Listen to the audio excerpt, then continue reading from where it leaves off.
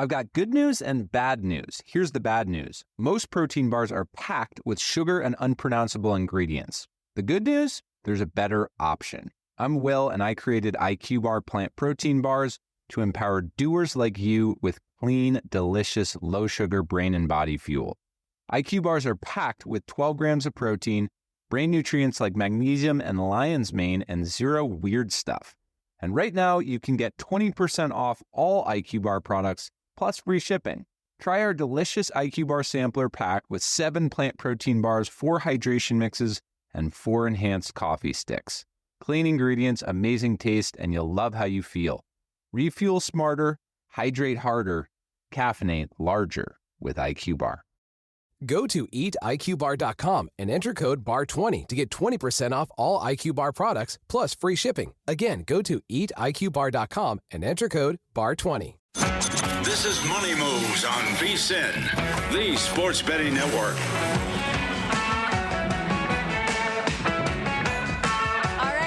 Kicking off hour 2 of this Wednesday edition of Money Moves, VSiN, the Sports Betting Network, Sirius XM Channel 158. We're live from downtown Las Vegas, Circa Resort and Casino. Stormy, Buonantony, Jonathan Von Tobel with you. Lots of college hoops coming up this hour with a pair of Circa College Hoops Challenge contestants. VSiN's own Joe Ceraulo going to join us in a moment. Also, the Sports Gambling Podcast Network, Ryan Kramer. Break down the NHL card in about 15 minutes as well with Puck Around and Find Out. And we'll also continue our MLB preview series today with the Kansas City Royals. Maybe sneak in a little MLB futures talk as well with Joe Ceraulo, who does join us now here on the Progressive Guest Line. VSiN host, CBS HQ analyst, and again, a contestant in the Circa College Hoops Invitational. How we starting out here with the contest? Started out okay, went 3-0 in the first 3 games, and then kind of faded on the last 2. I spoke about it over the weekend with Samich, Stormy. By the way, it's great to see you guys again. It's been too long. Well, not you, JVT. I just saw you at the Super Bowl. But, yeah, the last 2 games, Sam Houston State had a -7.5. They were up 17 in the second half, won by 5, so that hurt. And then the UCF game with Baylor was a bit of a disaster. But I'll take 3 and 2. We've got 40 bets to go, so we're just getting started. Well, I hope you lose, and I hope you do terrible, considering that we are competing against one another. But I will not dwell on that. All right, let's talk a little hoops here today. We've got a lot of interesting games up on the card. Let's talk first, though, about the Horizon. It's a fun league. We are getting into the early portions of this. We're into the first round. Robert Morris taking on Youngstown State today. They're a 4.5-point favorite against the Penguins, total of 143.5. What do we got? Yeah, this has been one of those teams that it's kind of an automatic trigger pull for me lately. They've won and covered 7 in a row. But you look at the metrics, and this 4.5-point line just seems way too light for them. Remember, this first round of the Horizon League tournament, they are on their home court. And Robert Morris has been absolutely sensational this year, especially as of late. Last 5 games, their net rating of 26.5 is 6th in the country. They rank 4th nationally in offensive rating in that span, and they've covered 69% of the time at home, as well as 68% of the time this year in Horizon League action. Youngstown State has covered just 5 out of 20 games in the Horizon League this year. They're not a good efficient team shooting-wise. Robert Morris can put up 85, 90 points on any given day. I just don't think the Penguins keep up with them. So I laid that 4.5 last night, made it my first bet of the day.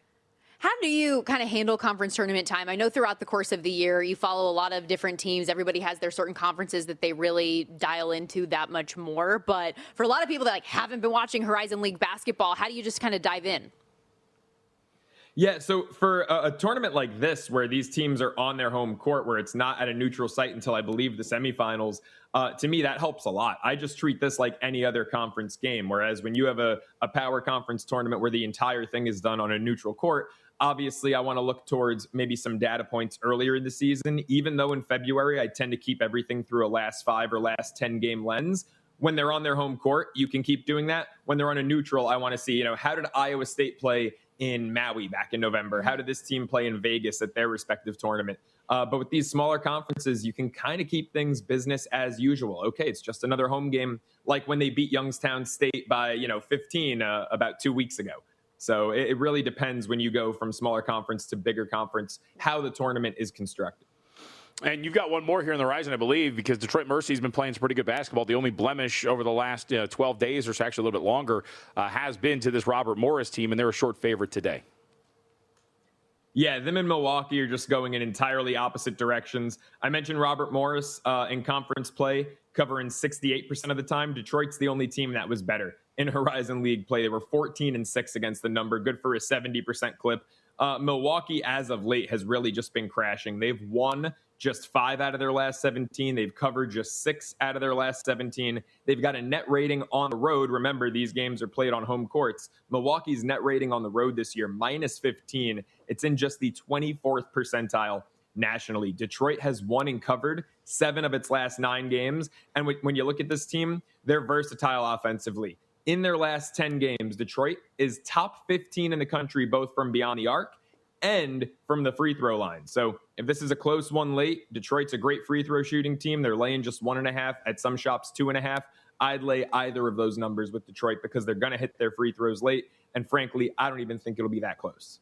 I don't know how biased you are from just a name standpoint, but in the A10 tonight, St. Joe's at Davidson, and I know you do like the St. Joe's. So sell us on it. Why did you end up settling on the Hawks tonight?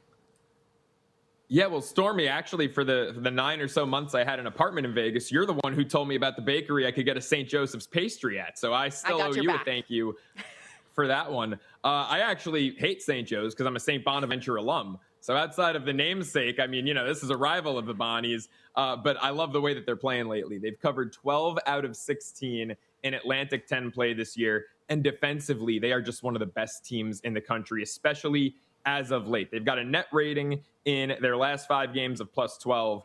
And when you look at what they're doing defensively in that span, limiting opponents to just 95 points per 100 possessions, that ranks 11th in the country. Their opponent effective field goal percentage, which adjusts the percentage to account for 3-pointers, they're holding opponents to just a 42% effective field goal percentage in their last 5 games. That puts them 4th out of 365 nationally. This Davidson team, like St. Joe's, good defensively, although not quite as good, but they struggle offensively. They're one of the worst 30 teams in the country just in terms of getting shots up, and they turn the ball over at about a 16% clip over the last month or so. So it should be a slow-paced game. St. Joe's right now looks like definitely the better team. A slow-paced game does play into their advantage, plays into their hands nicely. I wouldn't be surprised if they won outright. All right, let's go to the big boys, we'll call it. At least it's a big conference, the Big Ten. Indiana, Joe Lunardi's last team into the bubble in his most recent update for bracketology. They are fighting for their lives as an at-large bid. They get Minnesota here. Can Indiana cover, or do you think the Golden Gophers are going to give them a run for their money? Yeah, I don't know why the hell Indiana would be in on anyone's tournament right now. They've looked absolutely terrible. They just lost to Northwestern a couple of games ago. And I don't know why they'd be favored by nearly a touchdown in this one. I'm all over Minnesota catching 6.5 in this spot. If you look last 5 games at these two teams' shot charts, they actually mirror each other really interestingly. They are last and second to last in the entire country in 2-point attempts, but they're both top 20 in 2-point percentage. So they're not taking twos, but they're making them at a great clip. 3-point shooting is what differentiates these teams. They're both top 65 in 3-point attempts, but the difference is Minnesota's hitting at a 40% clip. Indiana's hitting less than a third of those threes. And defensively, the Hoosiers have just been an abomination. Last 5 games, they're allowing 129 points per 100 possessions to opponents. That ranks 359th out of 365 nationally. Minnesota's been hot as hell lately. They've covered 4 in a row. I think they make it 5.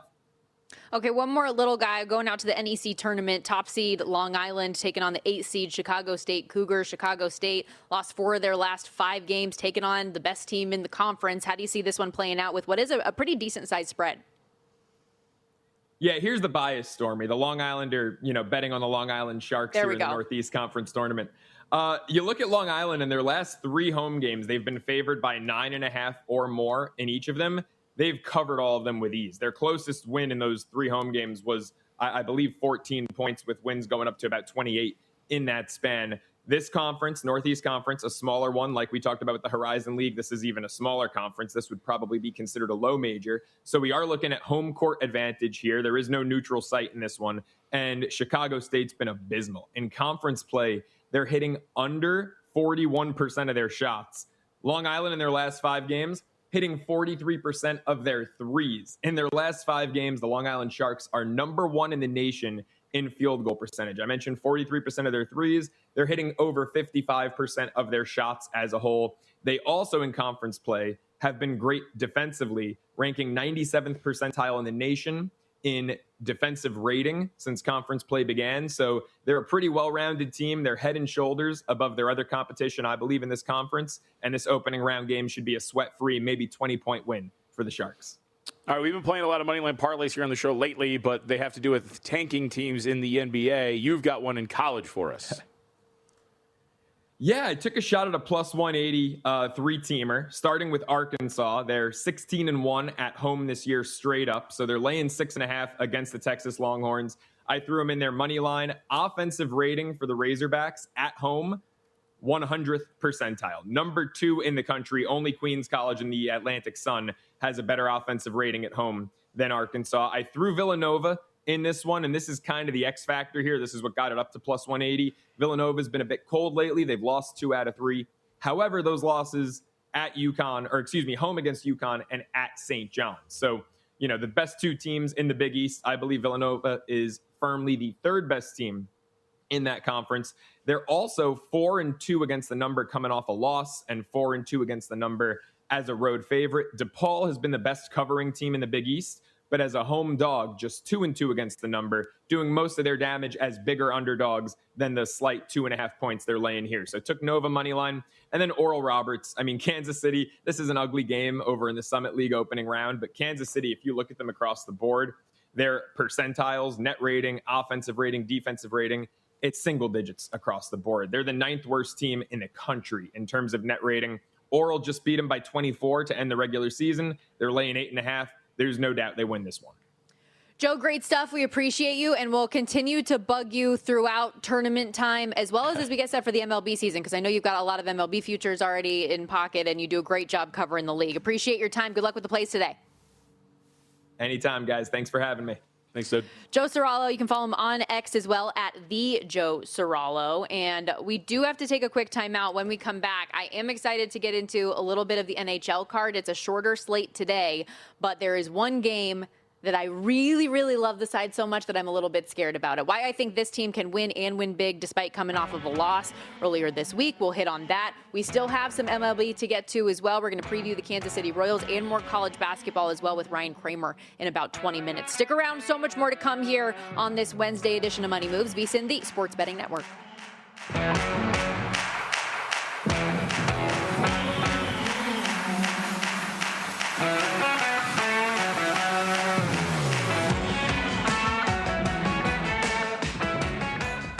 So you're listening to this podcast because you want an edge. But what if I told you you're only halfway there? You've got the mindset. Now it's time to get the toolkit to match. Here's the thing. Pro bettors spend thousands on data and tools. But what they don't want you to know is that you can get the same edge for a fraction of the cost with VSiN Pro. VSiN Pro gives you access to expert picks, public betting data, prop projections, powerful tools, analytics, and more. Just tap the link in the description and see why thousands of bettors are already using VSiN Pro to cash more bets.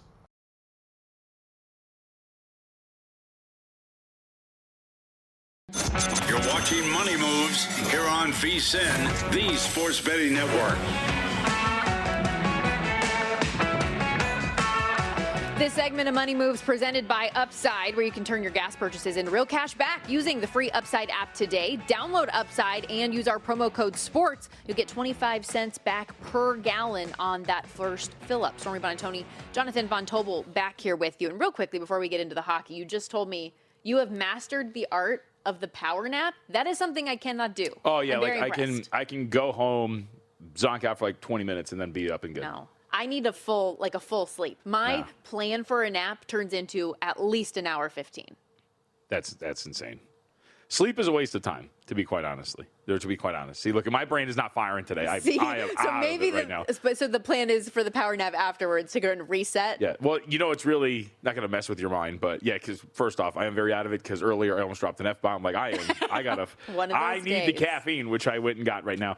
I can't remember what I was going to say. Oh, the What'll really blow your mind is I'm very much a person who can have a cup of coffee and then go to take a nap. No, I'm like that too, though. Yeah. Because it has to be warm coffee, though, in particular. Like, I can't. Yeah, you got all these particulars. I'm just like, nah, give me I can't caffeine. go I can grab. still. It can't be an espresso or like a cold coffee because that'll jolt me a little bit. But if I get a warm coffee, I think it has a similar effect on me as what they say with children in warm milk. It just makes me actually like want to lay down and have a nice time, like cuddle up with a blanket. Aaron Judge just hit a home run, so I'm very happy about that. How you liking your experience? We're going to have our baseball team preview coming up here in a little bit, but for those who do not know, I have wrangled Stormy into a keeper fantasy baseball league that can be a little high-strung and somewhat hardcore. You have been in for 2.5 days now. You were officially indoctrinated into the group chat the other day as well. You're also, it's a very important dynamic, the only female in the group, which is hilarious because, as I was telling you yesterday, a bunch of them were like, make sure she's okay. I'm like, she's fine. She's a human adult. How are you feeling about it? It's interesting so That's far. That's a way to put it. I really do appreciate how much everyone really cares. And you did warn me that this is something that, hey, like, these guys take this pretty seriously, just to let you know. And it didn't help also that the team I took over is in shambles, and I don't have any of my first 6 round picks to start this thing off. So that was a little bit rough, even just to find what keepers I wanted to have this year. Whoever the previous owner was must have been a complete and total donk. I have no idea what they were doing. Definitely not a colleague of ours who we actually love, but might be in the other put me in a tough spot. That said, it'll be fun. I'm excited for it. It's going to be a long time before I actually get to make a pick, though, in the draft. And so we'll see if I can put something together. The point of conversation today was about whether or not we've agreed to off-season trading of picks. That was... you guys went a little deeper into detail on that than I anticipated. You should tell people about the text that you send when somebody sends a long text to you. Oh, it's just the old meme of like, I ain't reading all that. I'm either happy, I'm happy for you though, or sorry that it happened. Because the commissioner of the league sent like 2 paragraphs worth of stuff. I was like, dude, I ain't reading that. Good. Like, what are we doing? It's so good. Okay, that said, let's get into a little NHL. The hockey was profitable for us last night. Let's see if we can push it forward today. Time to puck around and find out. Cold takes? Not here. It's time to puck around and find out. I will be serving as the MC for this fair segment because we have a lot going on here and we need to find out what Stormy likes. I will also go in the order that I want because there's not that many games, and I know that you probably are prepared in certain order of things, but I don't really care because we don't have that much to get to. All right, let's start with, I think, the big one here tonight. The Anaheim Ducks at home against the New York Islanders. This is a pick 'em price in some spots. Total 6.5, over -118. The Pacific Division continues to be one of the more fascinating divisions out there. Can the Ducks lose? I need the Ducks to lose. I need my Edmonton Oilers to be able to pull this division off. We have 2 teams in the Pacific that I care about that are in action tonight. I need them both to lose. We'll start with this one, though. What's with this price here against with Anaheim against New York? Jonathan Davis, I'm sure, is already mad at you and waving his fist as he told us yesterday that he has the Anaheim Ducks to win this division. That's why he's mad at me. Weird to say out loud, though, that after yesterday. after starting beef that doesn't exist, that both of these teams have playoff aspirations at this point in the stretch. Anaheim, like you said, kind of in the thick of it for the Pacific Division right now, second behind the Golden Knights in the division. The Islanders tied with Pittsburgh for the second most points in the Metropolitan as well. I think this is a fair pick'em price, so I didn't have a lean on the side, really. I do like the Ducks, but I wasn't nearly enough to ultimately bet on. I'm rolling with the over 6.5 in this game, though. I think we should get a number of goals. Ducks have been playing good hockey lately, did get got by the Avs last night. It got rocked a little bit. But since Lucas Dostal started last night, should have the backup Ville Husso in tonight, who the last time we saw him was January 26th when he gave up 5 in a 7-4 loss to the Edmonton Oilers on the year. 3.26 goals against, 8.82 save percentage, given up 4+ in 4 of his last 5 games. And then you've also got David Rittich confirmed for the Islanders on the other side, who just gave up 4 to the Panthers on Saturday. 3+ goals allowed in 6 of his 8 starts since January 1st, with losses in 5 of them. The last time these two played, it was a 5-2 Islanders win. Overall, I just feel like we should get a similar result in terms of the goals on both sides. I don't know who's going to come out on top of this one, but give me all the goals. Where are the goals at? All right. 2 Pacific teams I mentioned, the other the Vegas Golden Knights. Yes. Both of them happen to be on the second leg of a back-to-back. VGK loses to Buffalo yesterday. Makes a little bit of a fake comeback. But made we them sort of a little cashed bit. on that one, so that was good. What'd you have there? That was one of our winners, Buffalo Moneyline. Yeah, Buffalo Moneyline. Okay, good. So we need Vegas, the fake good team, to continue to lose here. This one looks like it's going to be fun. I mean, the Red Wings, $1.30 favorite. Total right now at 5.5, part of this little swing that the Vegas Golden Knights are on. Is this the start of the slide for Vegas? We've been waiting for them to expire, or at least I have, and I think you felt the same way. Yeah.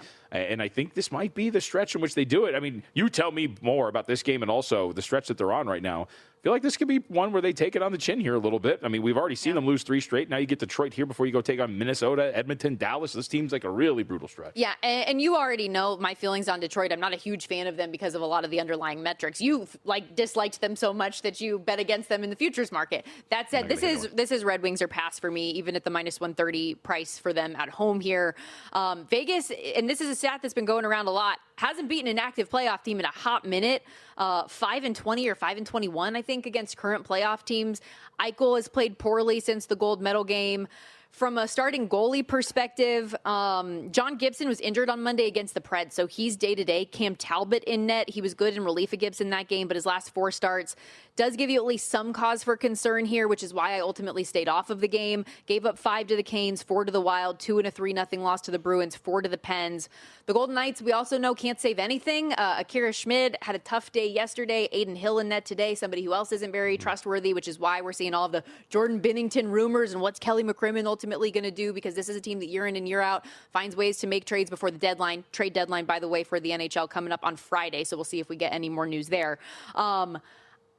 Another thing, Mark Stone, that leads into why I faded them yesterday against Buffalo. He's still day-to-day with an upper body injury that he suffered on Sunday. According to Bruce Cassidy, a couple guys dealing with some illness stuff as well. So a lot of things pushed me away from Vegas in this spot, but the goaltending situation for Detroit made me a little suspect. So I stayed off of this game. It would be Detroit or nothing. All right, we do have a massive favorite here. Carolina is over a $3 favorite against Vancouver. Total 6, over minus 115. Do you have anything here? This is the team that I teased why I think a team is going to win and win big tonight. It is the Carolina Hurricanes on the puck line against what is the worst team in National Hockey League in Vancouver, who put a fork in them. They are done. They have traded away all their top assets and are probably going to continue to do so. They're also worse at home than they are on the road, and they are at Rogers Arena tonight, riding a 6-game losing streak, dropped 9 of their last 10. They're 6-18-5 at home. That includes, by the way, losing back-to-back games against Seattle 5-1 and a 6-1 loss Monday to the Stars. They have not scored more than 2 goals in 9 straight games. Meanwhile, this is a Canes team that gets upset earlier this week against a Seattle Kraken team, despite outshooting them by a large margin, 36-15. I don't see them getting upset 2 games in a row. And this is a Canes team that prior to Monday's loss was riding a 5-game win streak. They're one of the best teams in the league. When you look at some of their big picture metrics, top 6 in goals for per game. They have a middling power play, but Vancouver literally has the worst one in the NHL. The Canes also have a top 10 penalty kill, 7th in goals allowed. This just felt like a no-brainer for Carolina to win and win by margin. You see what a big favorite they are, minus 305 on the money line. I was even looking at the regulation price, which is juiced to high heaven at minus 170. But a puck line, an alt puck line, anything you want to play here on Carolina, I think is the way to go. All right, on the rotation, that is the middle of the sandwich. On the 2 sides, the bread, if you will, Toronto, New Jersey, St. Louis, Seattle. New Jersey, about $1.15 favorite, 5.5 or 6, depending on where you look right now. And then St. Louis, Seattle, cracking about $1.45, also 5.5 or 6, depending on where you look right now. Anything in either of those? Nothing that I particularly loved, but the Blues and Kraken game, I like Seattle here. I feel like it's an obvious letdown spot following what we just talked about was an unexpected win for them against the Carolina Hurricanes. But the Blues are also coming off an upset of their own against the Minnesota Wild. This could be a really good revenge spot potentially for Seattle after losing to St. Louis last week, got blown out in that game, but I think that they're the better team of the 2. So it was a little bit interesting how that played out. I think Robert Thomas is still going to play for the Blues today, but he's one of those guys that you're kind of on trade deadline watch for a little bit here. Jordan Binnington expected in net, as is Philip Grubauer, so we should get some goals here as well. So lean Seattle, lean over, but nothing ultimately I played here. Reminder, guys, every time you fill up your gas tank, you could be earning real cash back with the free Upside app. Download Upside today from the App Store, Google Play Store.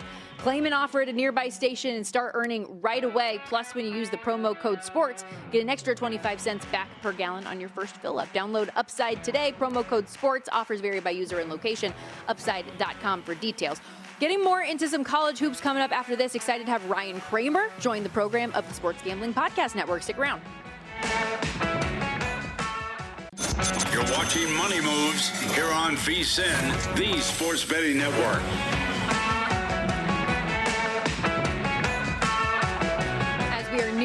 end of the regular season in some cases, already in the rear view. College hoops tournament season is upon us. It's the best stretch of the betting year. And right now, VSiN's offering our Hoops Mania special, where you can get VSiN Pro access to everything we do here at the network through May 1st for just $29.99 with VSiN Pro. You get all of the daily best bets from all of our show hosts and guests, real-time bet splits from DraftKings and Circa, AI-powered prop tools, 24/7 video, full show replays on the VSiN Watch app, and so much more, which includes our upcoming March Mania betting guide that'll have team previews and profiles for every tournament team, key trends for each round, expert bracket and future strategies, and more. If you're betting the tournament, this is a must. VSiN.com/subscribe. That's VSIN.com/subscribe. Stormy Buonantony, Jonathan Von Tobel with you. Quick news item real quickly. We'll react to this a little bit more coming up in a bit. But the Patriots have reportedly informed Stephon Diggs that they will be releasing him after the start of the new league year coming up next Wednesday. That said, we got a lot of college basketball to get into here as we welcome you back to the program. Maybe some other things. And some other things. If we have time. I hope not. I don't even want to deal with you. Ryan Kramer joining us here on the Progressive Guest Line, co-founder of the Sports Gambling Podcast Network, host, of course, as well as Sports Gambling Podcast here on VSiN Friday night, 7 to 10 Pacific, 10 to 1 Eastern, and one of the many members and handicappers for the Circa College Hoops Challenge here this year. Ryan, how are you? Welcome in. Thanks for having. I mean, I like the other stuff as well. Thanks for having me. Yeah, as far as the contest, when you get the call from Matt Humans from a 702 number you've never seen before, and you get invited into the contest, you got to accept. So yeah, happy to be in the contest and happy to be here talking with you guys maybe about some cauliflower pizza. Yeah, yep. We'll see if we can get to that, and we have time. And to the point about Matt Humans, it is one of those where it's a question in the form of a demand. I was emailed, and it just simply said, "You're ready for the College Hoops Challenge?" with a question mark. That was clearly a demand and not a question. If I had said no, then I would have been ridiculed. You know who would never eat cauliflower pizza? That man. Again, I will contest. He would never even know the difference if I made the one that I was talking to you about. All right, let's go to a conference near and dear to this show's heart, the Mountain West. We both attended Mountain West schools. We like the conference in terms of basketball. Rest in peace. It is the swan song here. New Mexico's playing host to Colorado State. Strictly on the bubble, the Lobos are. They're an 8.5-point favorite here. Ryan, what do you got?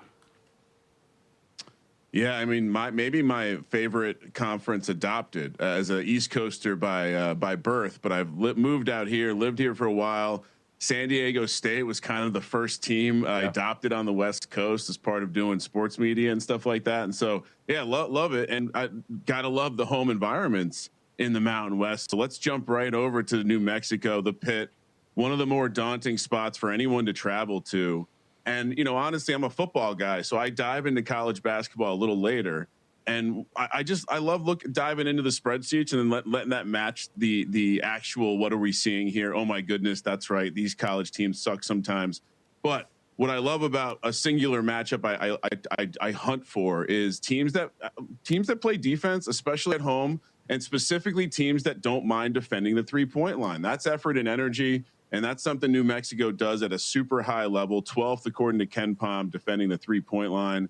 And that's what Colorado State relies on. So I know this spread has gotten bigger overnight from 7.5 up to 8.5, but I'm happy to lay it. Love New Mexico to kind of hold Colorado State down. And we've seen it before. When Colorado State's not right, they're not getting the shot to fall, they become a very beatable team. And so I think it gets out of control here. Love the environment at the Pit, and always going to be on one of our 8 TVs here in the headquarters. Well, because you mentioned San Diego State, that is my alma mater, and they all but ruined any life or opportunity they would have had to make the tournament, with the exception of potentially winning the Mountain West tournament coming up next week. As somebody who does watch this conference a lot, is there a team that you might be targeting that could win the tournament outside of Utah State? And we just saw them get upended like crazy yesterday. Night.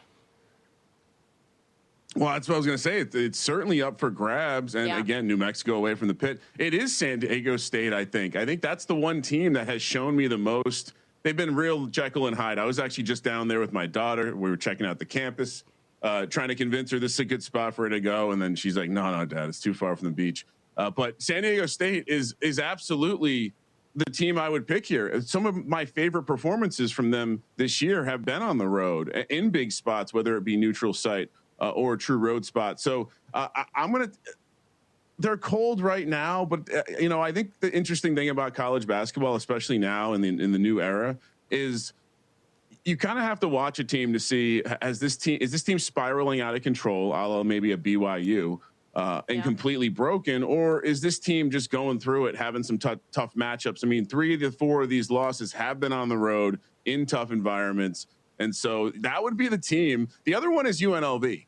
They are hard to kill. This is not a good team by most measurement standards, but every time we watch them play, it's like, man, they are hard to kill. They'll eventually probably kill themselves, but in a tournament setting, again, sometimes it's a little volatility, it's a little guard play, and so those are two teams I would circle.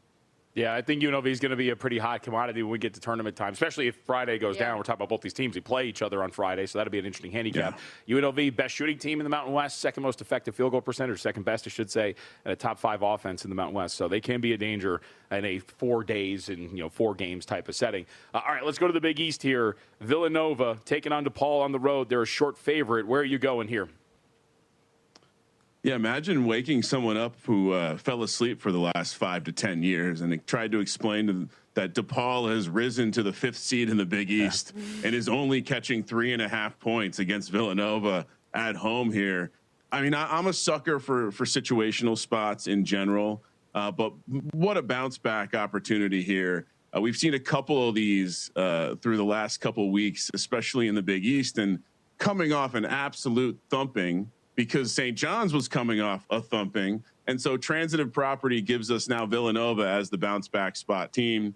I know DePaul's been better, but I still like the upside of this Villanova. And I'll be honest, I when I saw the Willard interview and he was almost making jokes, I was like, you know what? I kind of like this team now going into March. He's feeling himself. He's feeling comfortable enough to make jokes about Don Patino. And so DePaul, good on them having a better year. I still don't respect them as a squad. And specifically with Villanova, I love the bounce back opportunity to come back off that St.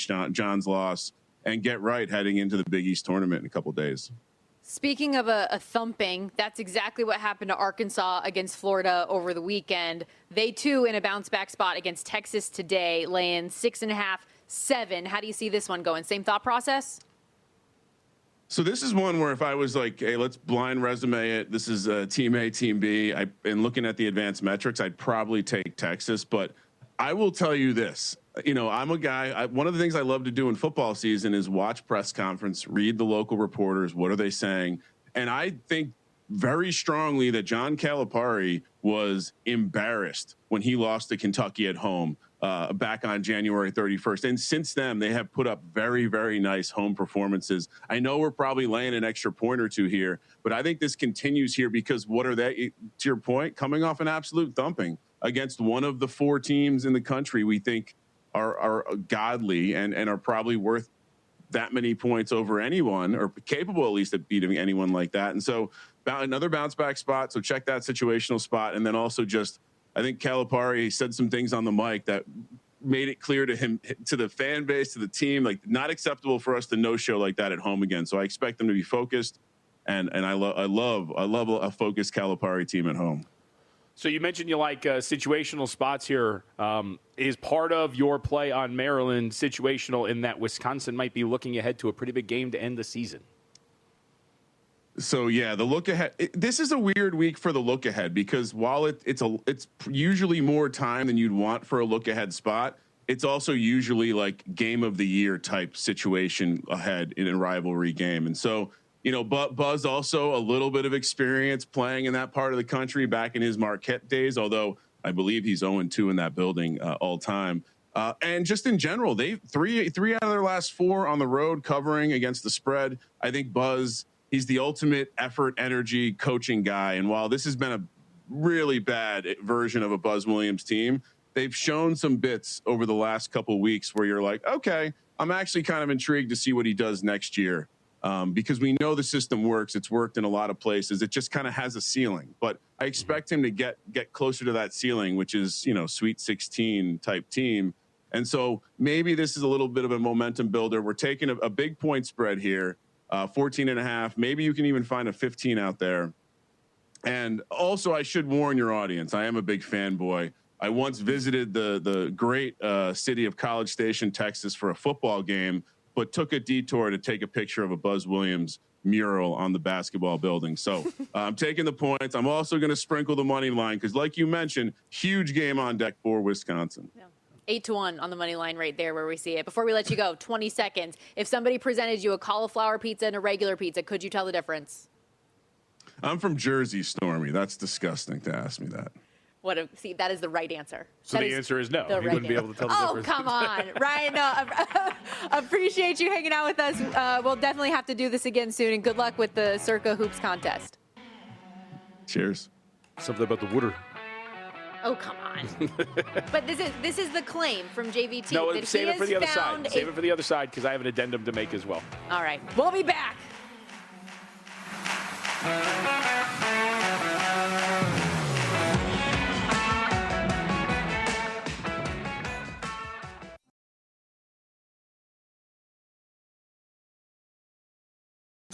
You're watching Money Moves here on VSiN, the sports betting network. All right, we're almost out of here on a Wednesday. Stormy, Buonantony, Jonathan Von Tobel wrapping up Money Moves. We'll have best bets in a moment. Also, our Kansas City Royals preview. But can you just tell our audience real quickly the ridiculousness with which you have it's not ridiculous. Now bet me about? So there is a frozen pizza that I very much enjoy from the grocery store that just happens to be a cauliflower crust pizza. And the taste is very good, and I have made the claim that you would not be able to tell if it was a cauliflower crust pizza or a regular pizza if I had just presented it to you. And so you, of course, were like, oh, no, I would know, 100%. There's no way you couldn't tell the difference. I am telling you, like, you cannot. The crust it's cauliflower crust, but it's also made with egg whites. Like, it is put together in a way that I think you're assuming just the taste of cauliflower, and it is not. It is put together to make a fake crust. I've had, like, cauliflower wings and stuff like that. Yeah, they're terrible. But cauliflower wings are just pieces of cauliflower. Yeah, it's not great. No, so I've had cauliflower, like, mashed potatoes that are like actually cauliflower. Those are terrible. But I think it's going to be I find it very hard to believe that the texture will match. And what I said to him was spoken like a true person on a diet right now. That you're like, oh man, this cauliflower pizza, it's the tits. It's so good. It's the. I don't know if you're allowed to say that. I think we should dump that one actually. Oh, sorry. Either way, before you went all rogue, that's your testosterone. It keeps flowing through you. So my bet was, I immediately challenged you. I said, I'm going to bet $100. We'll make 2 pizzas. And you were going to try them. You're going to tell me which one's the cauliflower pizza. I'm like red you now. won't be Am I able really to not try. allowed to say that? I don't know. So it's best not to just keep pointing it out. So what you do is, here's the thing. I have named the pizza multiple times. My addendum is you have to do it blindfolded because you might look it up. I don't trust you. I'm not going to look it up. You might know what the pizza looks like. Will the appearance give it away? I mean, if you look it up, there's a picture of it on the box. I'm not going to look it up. I promise I will not look it up. Why? What's wrong? I want you blindfolded. I'm going to blindfold. I think the aesthetic is part of it. No, it's not. It's whether or not you bite it and you can tell if it's a cauliflower crust. All right. Whatever. So you will do this blindfolded. You're changing the bet now. I'll do it as saying that you have to do it blindfolded. It is a true taste test. That is the whole concept of this argument. I feel like this is very similar to, and I know you're not one of these people, but the people that say Coke and Pepsi taste the same. No. That's what this is like. This is what this is giving me right statement. now. Okay. We will give you the results of this whenever we have it done. I got to figure it out. What? Your word was on the list of Dang banned it. words. I'm so sorry. I don't do that. You know I don't do that. You see what I work with? You know I don't do that. I'm very neurotic about it actually. So Trust I feel me, very uncomfortable. This will haunt her forever. I feel sick. Thankfully, I'm potentially out tomorrow with jury duty. We'll see. That said, last couple of minutes here. Yeah. Oh, man. I don't know if I'll be out yet. I'll let you know tonight when I call them up and find out if I have to show up. Let's get into the Kansas City Royals because this is a team as we continue our MLB preview series. Remember, there's something to throw to. That I was going to get there. I mean, you're just kind of all over the place here now. Is a team that people are very high on. So let's set the table with our opportunity to play ball.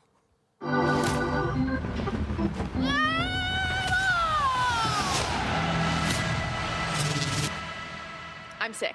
Let's get into this Royals preview, though, because this is a team you've brought up a number of times while we've been previewing other teams that you and some others could actually like this year. Stop laughing. Okay. Yes, the Kansas City Royals, I think, could be very, very good. I hate you. There's a lot to like about Kansas City. Obviously, one of the best players in the American League, and we would consider him to be an MVP candidate, I think. In the AL, I mean, there is this behemoth, both physically, literally and figuratively, in Aaron Judge that is going to be at the top there. But everything starts with Bobby Witt Jr. and what this team could potentially be. But there's so much here, and it's funny, it actually does tie into our fantasy baseball league really quickly because, I don't know about you, but when seasons end or whatever it is, you kind of just eliminate everything from your mind. You move on to the next thing. And so on my team, this makes sense in a second, Vinny Pasquantino is on my team, and we're looking for keepers. And I was like, oh, yeah, he hit 32 home runs and drove in 111. Like, this dude's going to be actually pretty good. Adam Burke did a great job on our Pod to the Futures breaking down the new additions to Kaufman and the way that they're changing them. They're bringing the corner fences in. I think it's about 8 feet or so. They're lowering them as well. So they're trying to kind of build on this power that they might have in the lineup. And so Vinny P might be able to. Does he push for 40 home runs? Do you have that support in this lineup now that seems to be getting more and more dangerous? I think that the Kansas City Royals are a potential team to look at in the grand scheme of things when you're talking about the American League. If those park factors come into play for them, if that lineup looks as deep as it is, and we've done all of this, and we haven't even mentioned, Stormy, the fact that this lineup, or excuse me, this rotation does look like it's going to be extremely strong once again, as we have seen it with Reagans, Waka. There's some other things here that you would want to work with. But Bubic was great for him last year. There's some really strong things to work with here. And then you look at a guy like Noah Cameron, who's a lefty, who's only 26 years old, and he could really come along strong as well. 2.99 ERA, 4.18 fielding independent from last year. There are some signs of regression. We'll see if that's the case. Got off to a rough start in spring training. But regardless, I think there's some real strengths here for the Royals, but I will be very, very interested to see what this offense looks like because I think that they're going to be a somewhat dangerous team here if those changes to their ballpark actually take effect for some of the guys in this lineup. Yeah, let's hear a little more actually about the details of that ballpark correction from our own Adam Burke on Pod of the Futures. The Kansas City Royals, who have gotten very, very analytically savvy over the last several years, commissioned a giant study about their ballpark. In their ballpark, their outfield is huge. It's a massive outfield, very, very deep gaps. It's a very good ballpark for doubles and triples. It's not a good ballpark for hitting home runs. So what did they do?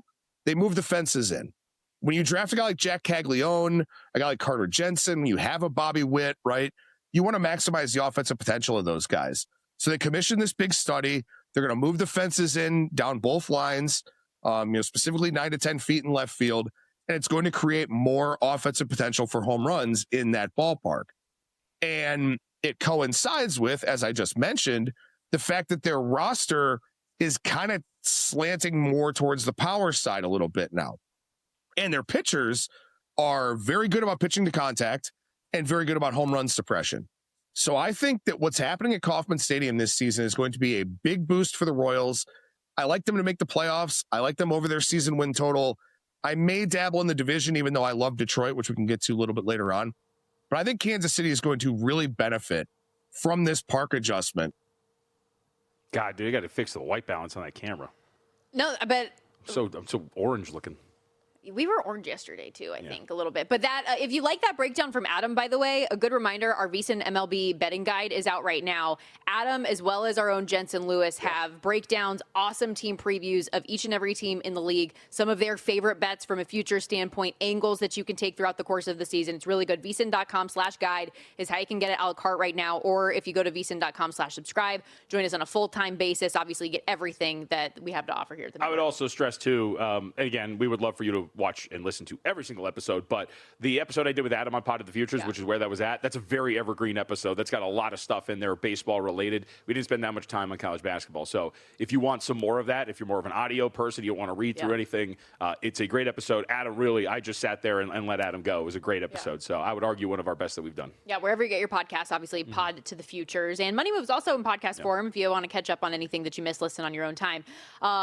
One last thing on the Royals, I did just want to say they announced today a new member of their broadcast team, and I just want to say I am like above and beyond so excited. Bridget Howard is going to be the new reporter for all of their home games this year, and we talk so much about the Mountain West. She's one of my favorite people. Used to work at the Mountain West as well. Like took the job that I did once I left, and she is one of like so talented, so good. If you are a Royals fan, you are really, really going to enjoy your broadcast with her as a part of the team this year. We do have to hit the best bets real quickly on the way out of here. A really good day for me yesterday. My only only loser was betting with my heart and taking my San Diego State Aztecs as a big old loser in Boise. But the Edmonton-Ottawa over got there. The team total for the Senators got there. Boston moneyline cashes, as does Buffalo against the Golden Knights. And our fade away NBA play at -120 ended up coming home. Looking toward today, just 2 plays on the ice. Carolina puck line, as I mentioned, and puck around and find out against the worst team in the NHL. So hopefully they win and win by margin. And the Anaheim Islanders over 6.5 with a pair of goaltenders that I think should let some action in tonight. Yep. Small loss for me yesterday. Thank you, Pelicans. 2-2 on the day. Cavaliers +2.5. And then our 5-leg moneyline parlay fading the Tankers gets there at -105. But 76ers and Pelicans fall by the wayside. 76ers got blown out. It was disgusting. For today, just one. Celtics -6.5 against those Charlotte Hornets in the association. Wow. Fading our boys. I feel like that's the play there, the -6.5. So see if we can pull it off. All right, we shall see. That's a wrap for us today. Anything fun going on for you today? Just work. Got more work to do. Power nap. Oh, but the power nap, of course. Yeah, if I could fit it in. And nothing's official. I was just asked by Adam Burke, would you like to work on X? And I said, yeah, why not? So I have started to work on something behind the scenes that maybe I will help out with coming up in a little bit.